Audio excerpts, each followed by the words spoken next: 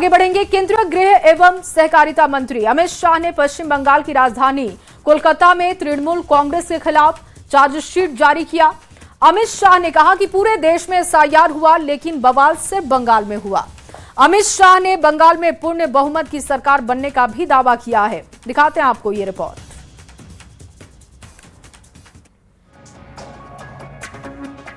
बंगाल की चुनावी लड़ाई चरम पर पहुंच चुकी है। बीजेपी और ममता बनर्जी के बीच सियासी तलवार तन गई है।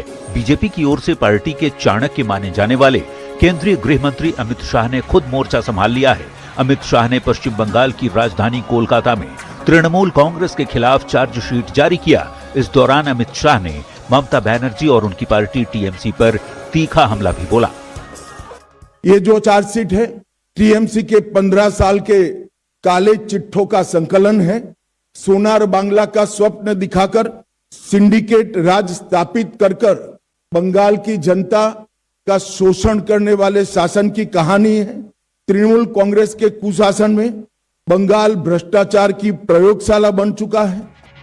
अमित शाह ने कहा कि ममता दीदी ने हमेशा विक्टिम कार्ड वाली पॉलिटिक्स खेली है। कभी उनका पैर टूट जाता है, कभी उनके सिर पर पट्टी बंध जाती है, कभी वो बीमार पड़ जाती हैं और कभी वह चुनाव आयोग के सामने खड़ी होकर बेबसी का नाटक करती हैं और चुनाव आयोग को गालियां भी देती हैं। लेकिन बंगाल के लोग अब विक्टिम कार्ड की इस पॉलिटिक्स को अच्छी तरह समझ चुके हैं और बंगाल में बीजेपी की पूर्ण बहुमत की सरकार बनने जा रही है। नहीं, हम आसाम में 90 से ज्यादा सीटों के साथ जीतेंगे और हम बंगाल में भी बहुत अच्छे तरीके से सरकार बनाने जा रहे हैं। एक ओर जहां बीजेपी असम में फिर से सत्ता में वापसी चाहती है, तो दूसरी ओर बीजेपी ने बंगाल में ममता बनर्जी के 15 साल के शासनकाल को उखाड़ फेंकने का बीड़ा भी उठा लिया है। हालांकि पिछले चुनाव में भी बीजेपी ने बहुत जोर लगाया था, लेकिन तब ममता का करिश्मा काम कर गया। देखना होगा इस बार क्या होता है। Bureau report, news 18। तो बंगाल में तगड़ी फाइट है और अब आपके सामने बंगाल की चुनावी लड़ाई को विस्तार से रखने जा रहे हैं। किस तरीके की फाइट इस बार रहने वाली है, क्या तैयारी दोनों पार्टियों की तरफ से की गई है, ये सब कुछ अब आपके सामने विस्तार से रखेंगे। और जो तस्वीरें लगातार दिख रही हैं, बीजेपी ने जिस ढंग से वहां पर ताकत झोंकी है, उसके बाद माना जा रहा है कि बंगाल में मुख्य मुकाबला ममता बनर्जी की पार्टी टीएमसी और बीजेपी के बीच में ही है।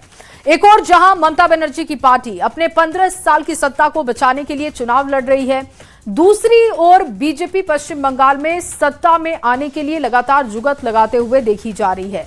अब देखिए, क्योंकि देश में बंगाल ही एकमात्र बड़ा राज्य है जहां अब तक बीजेपी की सरकार नहीं बन पाई है और अब तक इसी की तैयारी हो रही थी और अब कहा जा रहा है कि इस बार यहां पर बदलाव की बयार है और बीजेपी की सरकार बन जाएगी। ये दावा बीजेपी का है, जबकि ममता बनर्जी की अपनी तैयारी बंगाल में दिखाई दे रही है और लगातार ये फाइट आगे बढ़ती हुई दिख रही है। आरोप प्रत्यारोप का दौर भी शुरू हो चुका है। दोनों ही पक्ष चुनाव में पूरी ताकत झोंकते हुए दिख रहे हैं।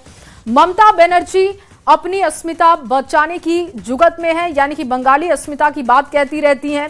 बीजेपी ममता के 15 साल के शासन को भ्रष्ट शासन बता रही है।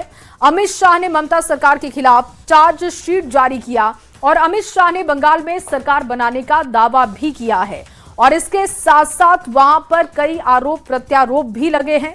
हालांकि